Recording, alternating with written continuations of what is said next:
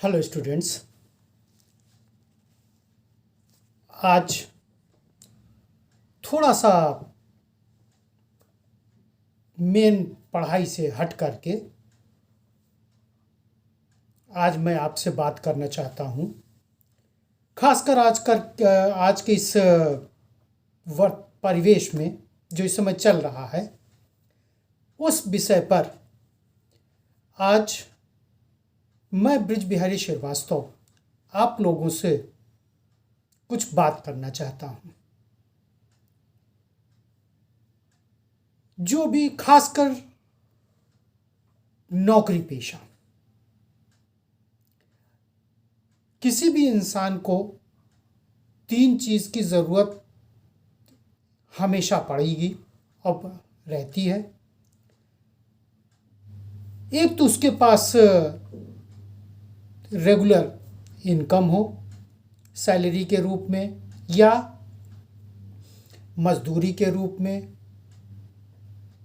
या अन्य किसी रूप में, वैधानिक तरीके से। दूसरा,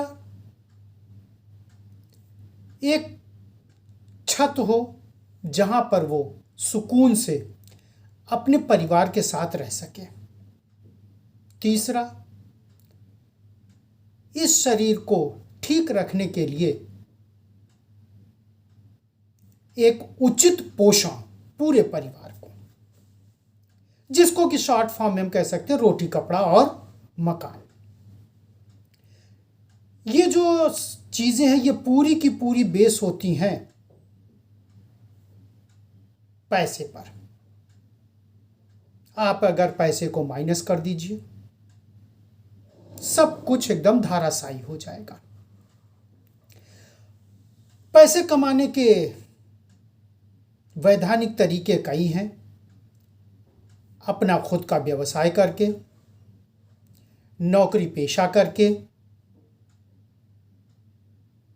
या अन्य वैधानिक कोई तरीका हो। नौकरी पेशा की जहां तक बात हमारे आपके पास आती है, आप खुद देख रहे हैं 2 तरह की नौकरियां किसी भी देश में होती हैं। एक सरकार के द्वारा जिसको सरकारी नौकरी कह सकते हैं, एक निजी क्षेत्र में जिसको प्राइवेट नौकरी कह सकते हैं। आज हमारे भारतवर्ष में धीरे धीरे सरकारी नौकरियां बहुत कम हो गई हैं। प्राइवेट नौकरी पहले से बहुत कम हो गई हैं।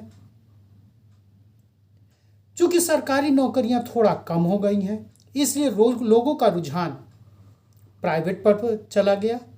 और आज आप खुद देख रहे हैं कि प्राइवेट नौकरियों में भी बहुत ज़्यादा कंपटीशन यानी प्रतियोगिता हो चुकी है।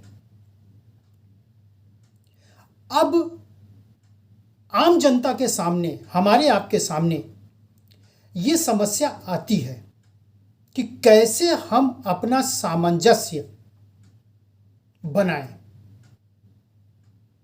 जिससे कि हमारी जिंदगी, हमारा परिवार एक सुचारू रूप से आगे चल सके।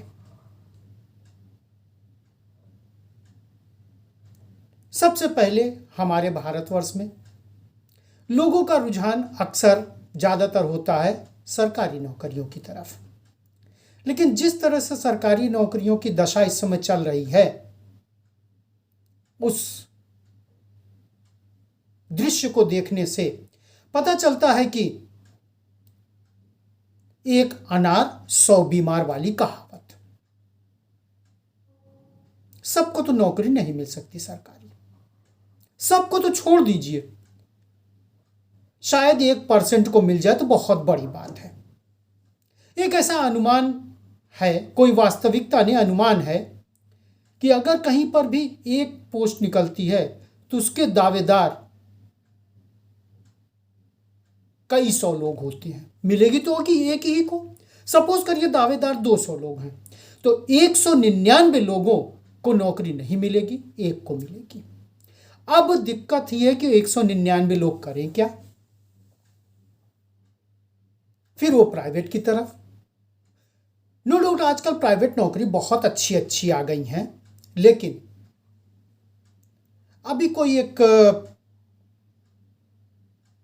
मल्टीनेशनल ऑर्गेनाइजेशन था मेटा करके, वहाँ पर शायद 87,000 कुल एम्प्लाई थे।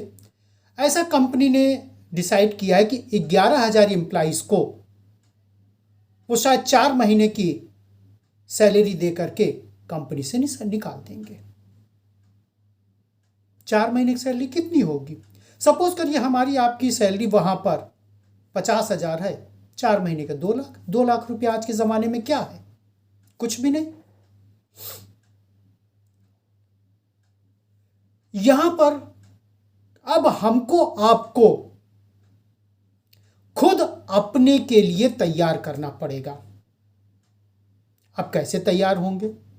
सरकारी नौकरी मिल गई तो बहुत अच्छी बात, अच्छी प्राइवेट नौकरी मिल गई तो भी बहुत अच्छी बात।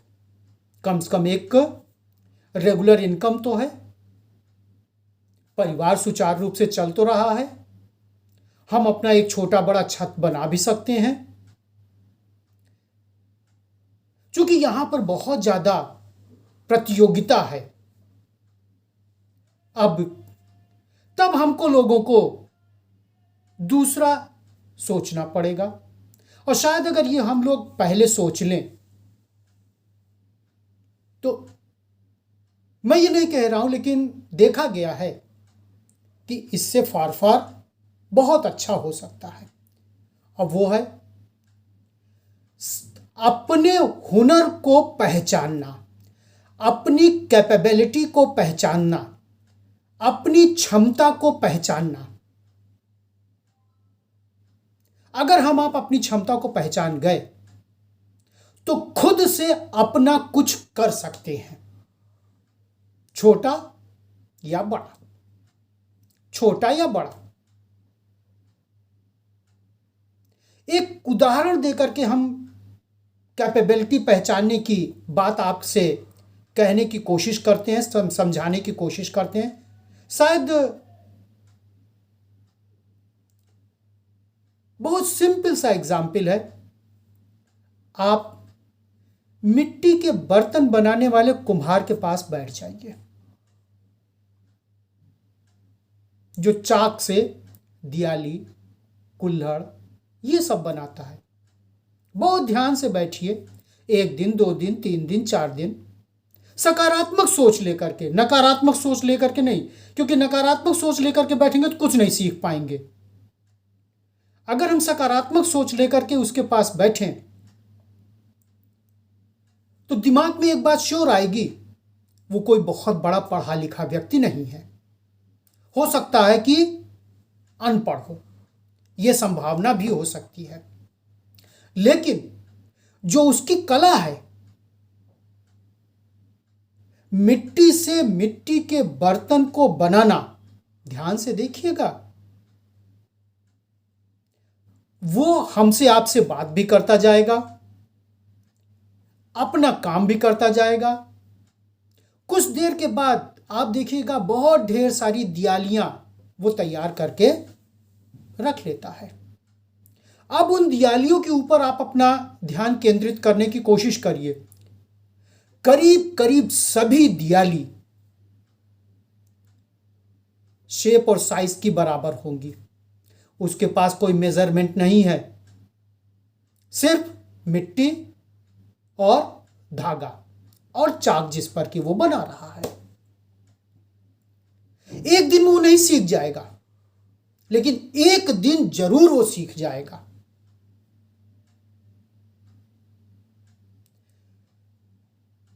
क्यों? उसने उस काम को करने का सतत प्रयास किया, कंटिन्यूअस उसने ये काम।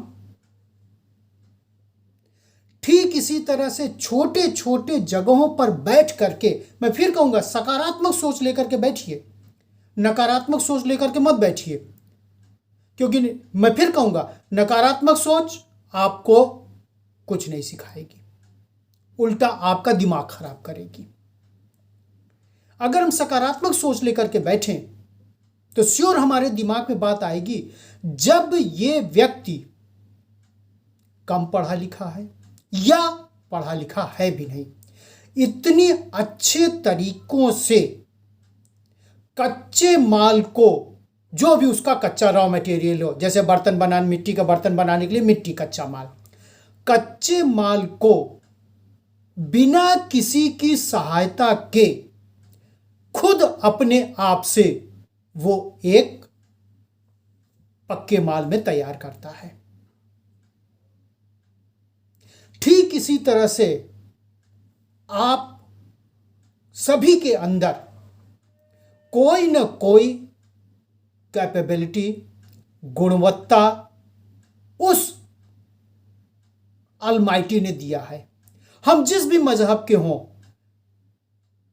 अलमाइटी को तो अलग नहीं किया जा सकता। हम भले उसको अलग, कोई मुस्लिम मजहब के लोग हैं खुदा अल्लाह कहेंगे, हिंदू मजहब के लोग भगवान ईश्वर कहेंगे, या ईसाई मजहब के लोग जीसस क्राइस्ट या जो भी ईसा मसीह जो भी कहें, लेकिन उस अलमाइटी ने सबको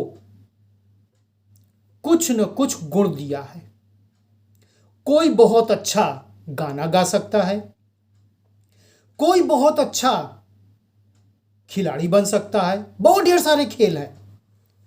कोई बहुत अच्छा लेखक बन सकता है, कोई बहुत अच्छा इंस्ट्रूमेंट बजाने वाला बन सकता है।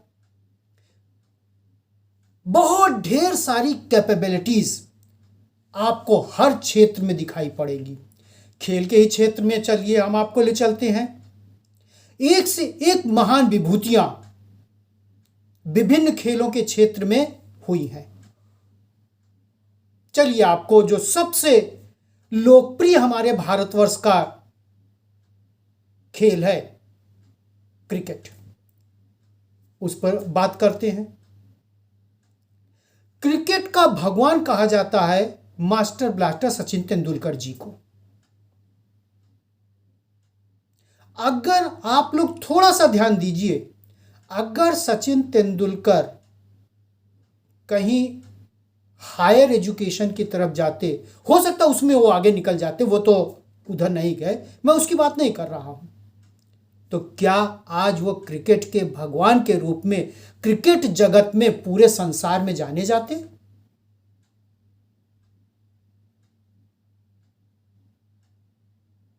न, शायद नहीं।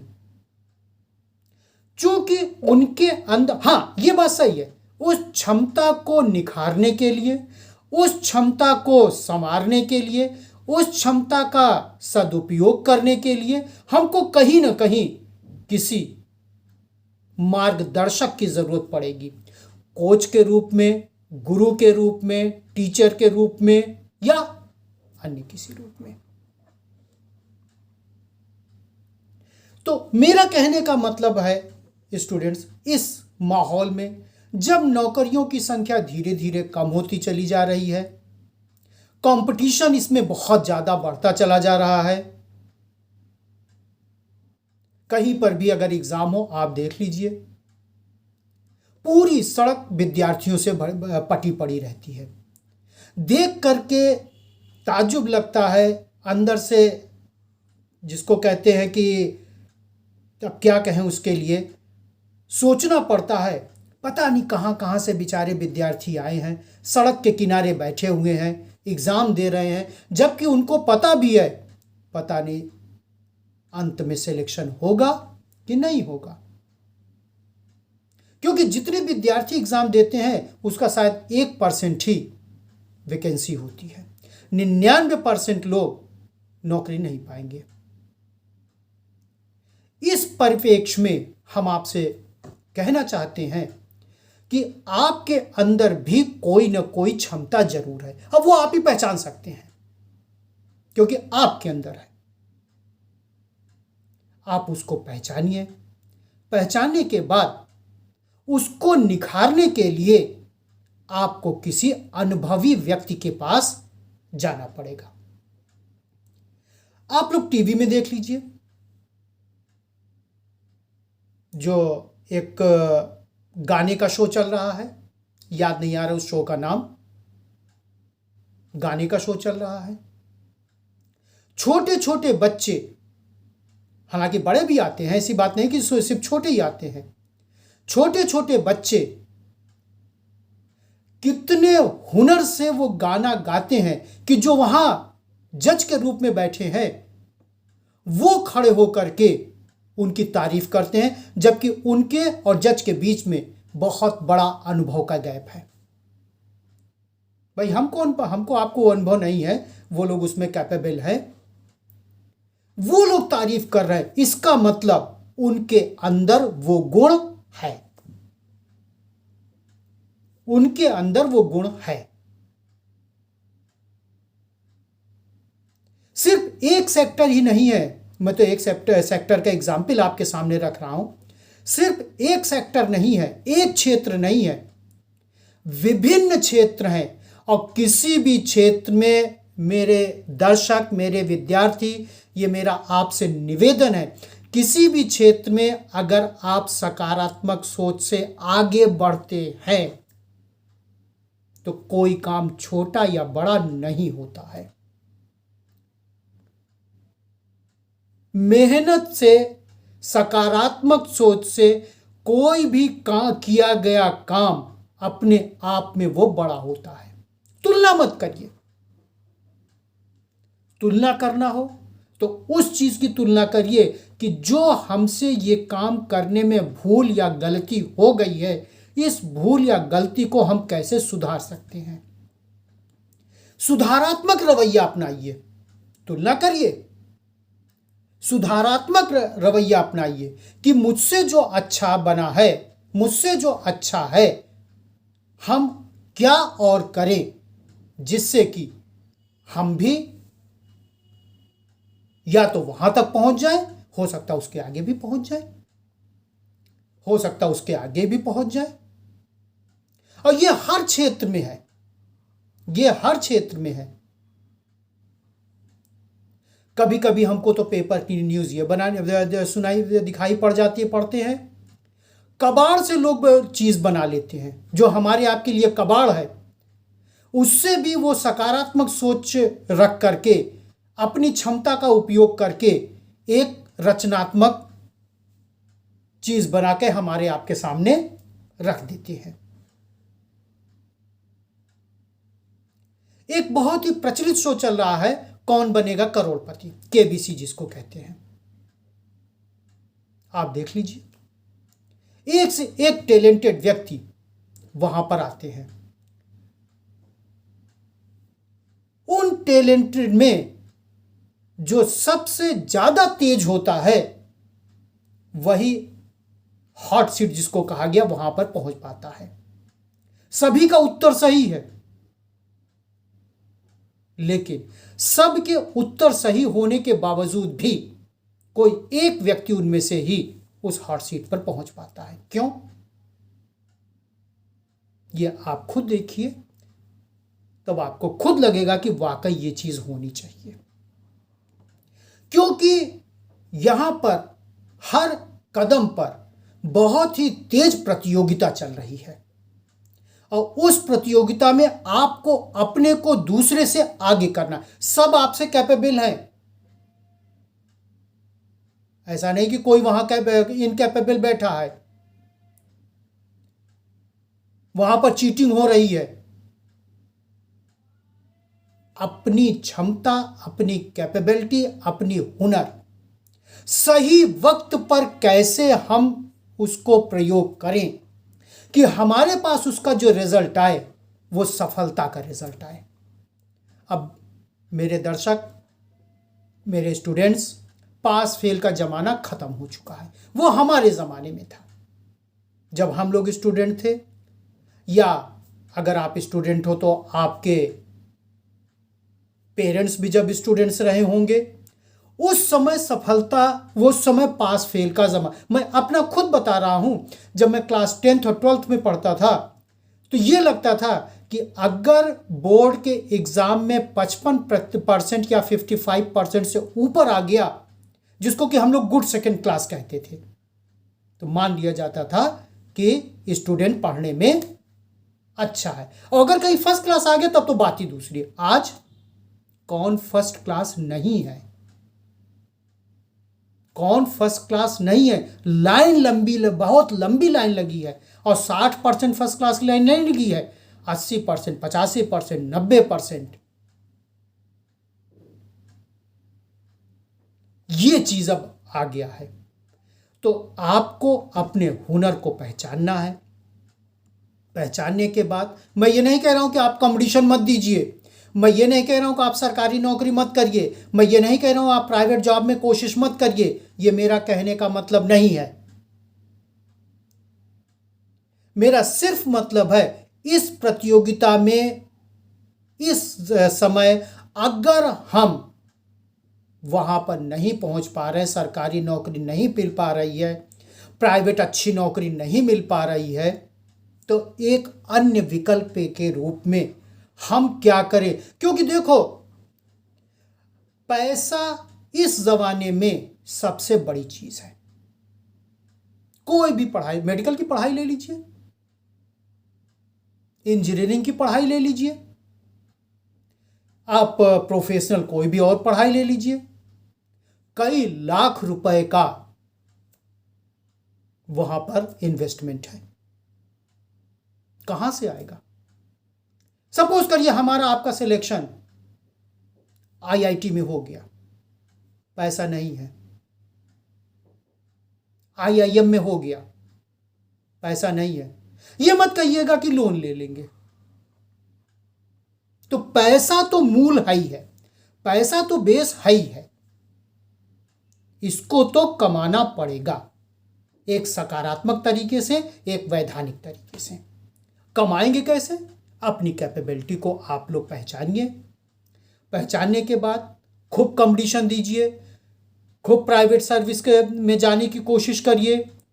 अगर नहीं मिलता है, सपोज करिए नहीं मिलता है, तो विश्व का कोई भी काम जो सकारात्मक तरीके से, वैधानिक तरीके से किया गया है, वो न तो छोटा है न बड़ा है। और ये बात सच है कि अगर हम सफल हो गए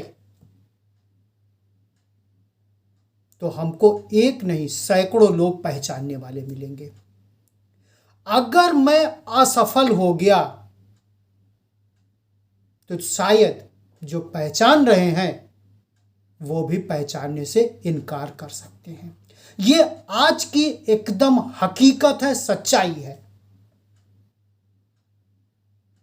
तो सफल होने के लिए आपको अपना सकारात्मक कदम बढ़ाना पड़ेगा। जिस भी डायरेक्शन में आप अपना कदम बढ़ा रहे हैं, वो कदम आपका सही जा रहा है, सही नहीं जा रहा है, क्या उसमें सुधार की जरूरत है, कब हमको वो कदम कहां रखना है, इसके लिए आपको, जैसे मैंने अभी कहा था, किसी ट्रेनर की जरूरत, किसी शिक्षक की जरूरत, किसी गाइड की जरूरत, ये जरूरत पड़ेगी, ये जरूरत पड़ेगी। क्योंकि कैपेबिलिटी तो है, उस कैपेबिलिटी को कब, कहां, कैसे और किस तरह से हम आगे करें, इसकी नॉलेज नहीं है। बहुत कम लोगों को होती है जो खुद अपना ये काम कर लेते हैं, जो खुद अपना काम। सचिन तेंदुलकर साहब को आप देख लीजिए, इन्होंने जब क्रिकेट के मैदान में जाना शुरू किया था तो इनके कोच शायद रमाकांत आचरेकर जी थे। हर व्यक्ति को कोई ना कोई गाइड करने वाला होता है। कोई जरूरी नहीं बाहर का ही गाइड करने वाला हो सकता है कि आपके पेरेंट्स ही, आपके बड़े भाई बहन ही, आपके रिश्तेदार ही, आपके मोहल्ले करीब वाले ही, यही आपको गाइड कर दें। लेकिन आपको आगे आना पड़ेगा, आपको सीखना पड़ेगा, आपको मेहनत करनी पड़ेगी ईमानदारी से। और मेहनत कैसी? सतत, कॉन्टिन्यूअस। ऐसा नहीं कि आज 10 घंटा हम मेहनत कर लिए, अब 2-3 दिन आराम करेंगे। हमारे ज़माने में सर्कस आता था, आप अपने पेरेंट्स से पूछिएगा अगर आप लोग स्टूडेंट्स हैं तो। हमारे ज़माने में सर्कस आता था। सर्कस में एक मौत का कुआं खेल दिखाया जाता था। देख करके रूह कांप जाती है कि वो बाइक चलाने वाला, कार चलाने वाला कैसे उस मौत के कुएं में बिना ब्रेक की गाड़ी और बाइक चला रहा है। कैसे? हुनर तो इतना होता है स्टूडेंट्स। हमने तो इसमें देखा था मैन वर्सेस वाइल्ड में, एक आदमी जंगल में जाता है, खूंखार शेरों के बीच में कुछ समय बिताता है और वापस चला। शेर जंगल में चले गए, वो अपने आप एक दिन में किया वो कर पाया होगा कि आज हम जंगल में जाएं और शेरों के साथ समय बिताएं? नहीं होगा। इसके लिए बहुत ही सतत परिश्रम उसने किया होगा, एक एक छोटा से छोटा स्टेप उसने ऑब्जर्व किया होगा, तब जाकर के आज बेखौफ होकर के वो जंगल में जाता है। अकेले जाता है और शायद उसके पास कोई इंस्ट्रूमेंट्स भी नहीं होता है कि शेर अगर आक्रमण करेगा तो हम उसको शूट कर देंगे। खाली हाथ जाता है। इस तरह से उसने पूरा एटमॉस्फेयर क्रिएट किया है कि आज जंगल का सबसे खूंखार जानवर, एक नहीं 2 3 4, उसके पास आते हैं, जितना भी वक्त बिताना होता बिताते हैं, चले जाते हैं। घोड़ा चलाने वाला देख लीजिए, क्या घोड़ा बात समझेगा? नहीं। लेकिन जो घोड़ा चलाने वाला होता है वो अपने हिसाब से उसको कर लेता है। आप किसी मेले में जाइए, बहुत छोटा छोटा एग्जाम्पल से मैं समझाने की कोशिश कर रहा हूं हुनर कैसे डेवलप किया जा सकता है। आप किसी मेले में जाइए, मेले में एक बहुत ही छोटा सा इंस्ट्रूमेंट होता है बांसुरी। बांसुरी बजाने वाला अपनी बांसुरी लिए रहता है। थोड़ा वक्त उसके साथ बिताइए, 2 मिनट 4 मिनट 5 मिनट 10 मिनट। कहीं से बांसुरी की ट्रेनिंग उसने नहीं ली होगी बांसुरी बजाने की, लेकिन क्या बढ़िया धुन। हम ये नहीं कह रहे कि कई धुन वो निकालता है, लेकिन जितनी धुन वो बजाता है, कितनी मधुर और मीठी धुन वो उस खोखले बांस से निकाल लेता है, जिसको कि बांसुरी कहा गया है, जिसको कि बांसुरी कहा गया है। सतत प्रयास। हमारे समय में मदारी आते थे, सांप दिखाने वाले, जब हम अपने बचपन कह रहे हैं, बीन बजाते थे। आप किसी बीन बजाने वाले से पूछे कितनी मेहनत का काम होता है, हर आदमी नहीं कर सकता। और वो लोग कहीं सीखे भी नहीं है। हाँ, घर के में उनका माहौल है, उस घर के माहौल में अपने आप में उन्होंने एडजस्ट किया, सीख गए। क्या बढ़िया बीन कभी आप जो बीन बजाता पूछिएगा स्टूडेंट, ये मुंह और सीना दर्द करने लगता है। पूरा सांस का ही उसमें खेल होता है, पूरे सांस का। आप लोग बारात में जाते होंगे, बैंड बाजा भी बजता होगा। जो बैंड बाजा बजाते कितनी बढ़िया धुन से वो बजा लेते हैं। तो कहीं पर भी आप कहिए, इसमें मैं तो कई एग्जाम्पल मैं सिर्फ एग्जाम्पल बता रहा हूं। आप खुद अगर देखने की कोशिश करेंगे तो आपको, फिर मैं कह रहा हूं, सकारात्मक सीखने के उद्देश्य से अगर आप कहीं पर भी खड़े होंगे, कहीं पर भी आप खड़े हो जाइए, आपको सीखने की चीज मिल जाएगी। सीखना चाहते हैं कि नहीं सीखना चाहते हैं, यह आपके ऊपर डिपेंड है। यह आपके ऊपर। एक छोटी सी चीज बता दें, अगर मुझको सीखना है तो शायद मुझको किसी की जरूरत भी ना पड़े, मैं खुद सीख जाऊंगा, मैं खोज कर लूंगा।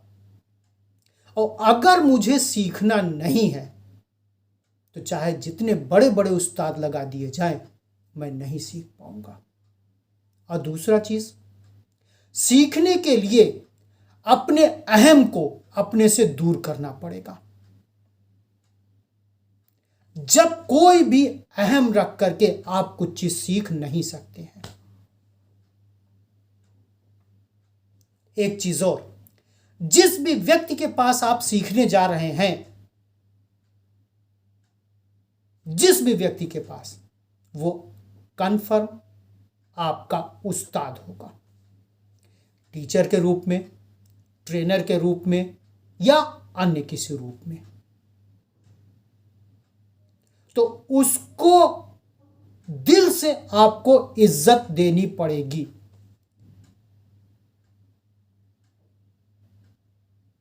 क्योंकि वो मेरा उस्ताद है। वो चाहे मुझसे उम्र में बड़ा हो और चाहे वो उम्र में छोटा हो। मैं अपनी बात बताऊं, कुल 32 साल तक मैंने सीनियर सेकेंडरी बोर्ड में, सीबीएसई एफिलिएटेड स्कूल्स में अकाउंटेंसी और बिजनेस स्टडीज पढ़ाया है। मैं सच बताऊं, ईमानदारी से मैं बता रहा हूं, मैंने बहुत कुछ अपने क्लास के स्टूडेंट से सीखा है, अपने कुलीग्स से सीखा है, अपने प्रिंसिपल वाइस प्रिंसिपल से सीखा है। क्योंकि एक टीचर का माहौल यही होता है। जब कभी मुझको समस्या आती थी, समस्या आएगी पक्का है, कोई मैं ही इस संसार का सबसे ब्रिलियंट व्यक्ति नहीं हूं, हर कदम पर समस्या आएगी। उस समस्या के समाधान के लिए निसंकोच आपको दूसरे के पास जाकर के पूछना पड़ेगा। पक्का कहीं ना कहीं समस्या का समाधान मिल जाएगा। और अक्सर मैं सच बताऊं आपको, हम लोग क्लास में ही डिस्कस करके समस्या का समाधान पा लेते थे। बहुत कम मुझको दूसरी जगह जाना पड़ता था। बहुत कुछ मैंने सीखा है। और सीखना एक ऐसी प्रक्रिया है, जन्म से लेकर मृत्यु तक आदमी मनुष्य कुछ न कुछ सीखता रहता है। अगर सीखने की इच्छा है तो, नहीं तो अहम पाल करके हम बैठे रहें, अहम पाल करके बैठे रहें। धीरे धीरे मुझसे सब लोग कटते चले जाएंगे और एक दिन मैं अकेला हो जाऊंगा। अहम भी मेरा साथ छोड़ देगा। किसके सामने अहम करे? अपने खुद के सामने। तो अंत में जाते जाते मैं यही कहूंगा, आप लोग खूब सरकारी नौकरी के लिए प्रयास करिए। अच्छे ढंग से मिल जाए बहुत अच्छी बात है। प्राइवेट जॉब के लिए प्रयास करिए, अच्छा प्राइवेट जॉब मिल जाए बहुत अच्छी बात है। लेकिन सबको नहीं मिलेगा, ये भी है। और जैसे मैंने आपको अभी बताया छोटे से शब्दों में, रोटी कपड़ा मकान सबको चाहिए इस पृथ्वी पर रहने के लिए, ठीक ढंग से जिंदा रहने के लिए, समाज में सामाजिक बनने के लिए। तो पैसे की जरूरत पड़ेगी। तो पैसा कमाने के लिए उस कुदरत ने आपको हुनर दिया है। हुनर को आप पहचानिए। आप क्या कर सकते हैं ये आप पहचानिए, मिल जाएगा। नहीं आप पहचान सकते, जितने भी अनुभवी व्यक्ति हैं उनके पास चले जाइए, वो आपको बता देंगे। फिर उस पर आप तन मन धन से, ईमानदारी से मेहनत करना शुरू करिए। वक्त जरूर लग सकता है, कोई 1 महीने में, कोई 1 साल में, वक्त जरूर लग सकता है। लेकिन एक दिन जरूर हमारे आपके जिंदगी में आएगा कि हमको लोग को कुछ न कुछ सकारात्मक प्राप्त होगा। मैं ये नहीं कह रहा हूं कि आप लाखों रुपए की तुरंत कर सकते हैं, लेकिन हाँ 10,000, 20,000, 25,000, 50,000, 40,000 इतना जरूर हो जाएगा। तो शायद इस वीडियो को देखने के बाद आप लोग अपने को खुद सोचने पर मजबूर होंगे कि हम अपने को कैसे आगे कर सकें, हम अपने को कैसे सफल बना सकें। और ये सच बात है कि अगर आप सफल होंगे तो हो सकता है कि आपको देख करके और लोग भी प्रत्यक्ष और अप्रत्यक्ष रूप से प्रयास करना शुरू कर दें। तो सिर्फ आप अकेले सफल नहीं होंगे, आप दूसरों के प्रेरणा स्रोत भी बन सकते हैं। तो प्रेरणा स्रोत भी आप बन जाइए। इसी के साथ आज का वीडियो यहीं पर हम ख़त्म करते हैं। आप लोग ज़रूर बताइएगा कि मेरा ये वीडियो आपको कैसा लगा। अगर आपको ये वीडियो अच्छा लग रहा है तो आप लोग इसको लाइक सब्सक्राइब कर दीजिएगा और जो भी आपके परिचित हों उनके पास मेरा ये वीडियो भेज दीजिएगा। हो सकता है शायद उनको भी अच्छा लग जाए और वो भी लाइक सब्सक्राइब कर सकें। धन्यवाद।